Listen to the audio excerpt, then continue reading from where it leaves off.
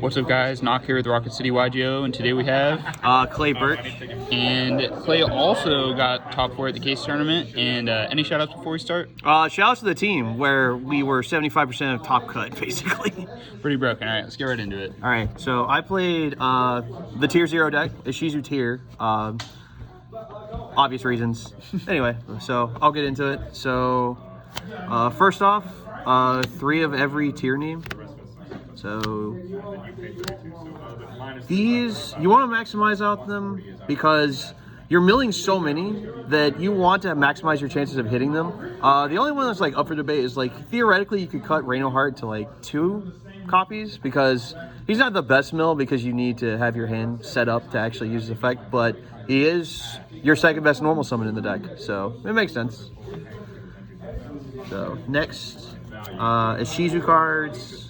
These cards were a mistake. So you have 1 Agito, 3 Mudora, 3 Keldo, 3 Kelbeck. So every single one of these cards is kind of insane. This is like by far the worst one because it doesn't actually have a relevant hand effect, and milling 5 on both players' decks in the mirror is kind of scary if you don't have these in your graveyard. This one is the best mill one because it's a hand trap. And then Keldo searches 1 when you pitch. Mudora sets a card I'll get into later. And all of them gain like weird effects if exchanges in your graveyard. So this one sets a trap, this one targets a player, mill 5 more, and then these can shuffle back 5. The mirrors takes forever because these make it to where no one is resolving cards like forever. It's kind of ridiculous. All right, next, the best normal summon in the deck, 2 Diviner. This is level 2. We play Elf. Reborning this off Elf is crazy. Also, if you're not playing a mirror match, this card is actually unfair. And because it's a level 6, it's really easy to make Baron in this deck, which gives this deck just a hard negate for free. Next, 3 Orange Light. This is like the highest roll card in the deck. You have to open an ISHIZU card to make this card have like a huge impact, but it is one of the best answers to Dweller in the mirror match. So I don't know if like running it in the future is going to be necessary, but as for right now, I can't really think of anything better to run. Next on the spells, we have 3 of the field spell. This card is Rodon activation, and Mudora and Keldo turn this into Dryden every single turn, which is not fair. 2 Scream. Mills 3, shrinks your opponent's entire board and everything they summon after it's activated, and the attack loss is permanent. 3 Board Breakers. This is the best one because it can't be responded to, but it is kind of iffy sometimes. So I side this out a decent amount if it doesn't really do much. And then the power 1-ofs, we got Instant Fusion. This card probably needs to be banned because they make Kekalos level 5 for some reason. And then Terraforming, so they play 4 copies of this. Next on the traps, I play 2 Suliek. This card's insane. It gives you an automatic grind game. The effect negation is permanent, and it's Rhoda when you mill it. You don't really worry about running out of these because if you need to get access to them on your side of the field, you can just shuffle them back with Mudora or Keldo. And just the fact that it also helps you against like specific interruptions, like say Droplet or Dark Ruler No More. It's nice to have. 1 Crime. You play this. You'll usually search it if you mill Scream. This is to help you against like the Dark Rulers, evenly matched, and stuff like that. It's really good in game 2, but if you go first, it's pretty good overall. And then finally, the 2 ISHIZU traps. So this card does nothing. You just want to sit it in your graveyard. This card is pretty interesting. So it has 3 effects. The first one is, this is in your graveyard, it necrovalues your opponent's graveyard for free. I wanted to test it that day, just to see how good it was in the mirror match. It turns out that because Mudora and Keldo can be activated from field, that the lock is actually pretty hard to maintain. The second and third effect are actually the ones that you care about. The second effect is like the big one, where you can pitch a card for cost, specifically for cost, it's important. So it doesn't trigger tier effects, to add basically an Earth Fairy from your deck to your hand. So you'll search one of the ISHIZU cards. And then the third effect is really funny. You can call your opponent's draw, and if you get it right, it gets into the graveyard. But otherwise, you just get knowledge of your opponent's hand, which is kind of nice sometimes. But overall, it's like drawing these cards is terrible, but these are coming out in the future. How many cards in the main? It's 42 in the main. All right, on to the extra next. Yep.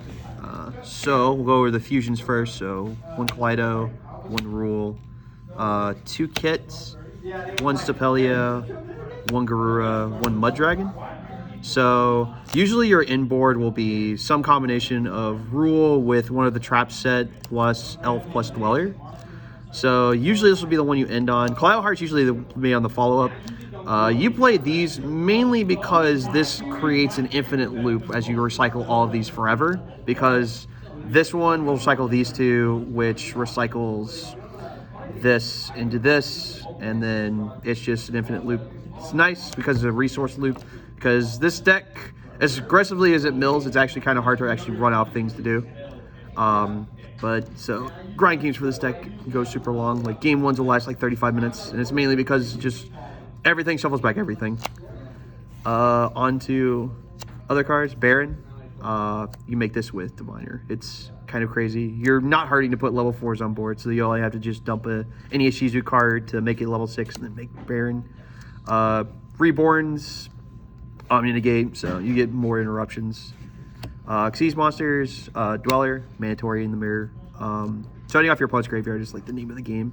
Baguska, this is for weird rogue decks, so like birds. So you make this against birds and they lose unless they open like winds, and then somehow it's like winds map plus a tribute summon. And then link monsters, we have Avermax, IP, Spren, Elf, Dark. So these 3 are mandatory. This is basically a fusion spell. This one can reborn Merly or Diviner, so you get to choose whether you want to mill cards on top of your opponent's deck or not. This card can link into both of these, and it can steal really important cards in the mirror match, like Kaleido Heart, if you can get rid of it. Sometimes it's kind of hard to resolve because Midori and Keldo are those guys. And then IP and Avermax. IP is kind of easy to make overall, so you can use it to quick effect link into Sprend, which will let you force a fusion on your opponent's turn. This is mainly for the mirror. It's kind of like a loose idea. He's kind of hard to out if you IP into him, and he's really good in a simplified game state, but overall he's not really necessary at all.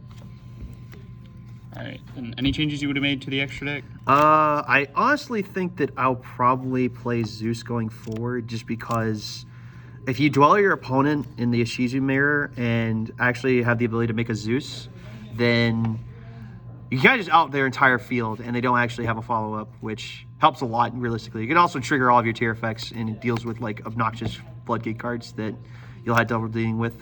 Like, if you can get into it, it'll out Suliek, it'll out Rule Kalos, Dweller, the field spell, as long as you use your own Dweller first. For sure. Yep. On to the side deck next. All right, so side deck time. 3 Ghost Reapers. This is specifically for the mirror. You'll Reaper Kit most of the time, but you can side against Sprite and Reaper Elf, which isn't bad. Also in the mirror match, when you side going second, it makes Mud Dragon, which is actually like kind of a unique interruption in the mirror match because it prevents people from activating Kit Colossus' like actual on-field effect after the search. So that in and of itself is nice. Next, 3 cards should be in my main deck. Fenrir. This card's crazy. This is going in my main deck for moving forward. I honestly think that this card is better than Bestials, just because Bestials are really good in a simplified game state, but I'll probably play them going forward, I think, potentially, just depending on like how the YCS goes, because I think a lot of people are potentially dropping Herald, but this card is basically like, after you search, it's a +1 every single turn, practically, as long as it sticks around. So, it's just like, it's infinite advantage almost, and it really like helps out in simplified game states in the grind game. Next, 3 cards for time. You side this in because this deck goes into time a lot because matches take forever because no one's resolving cards. So sometimes you can just get in a super simplified game state where you're beating each other down with level 4 monsters.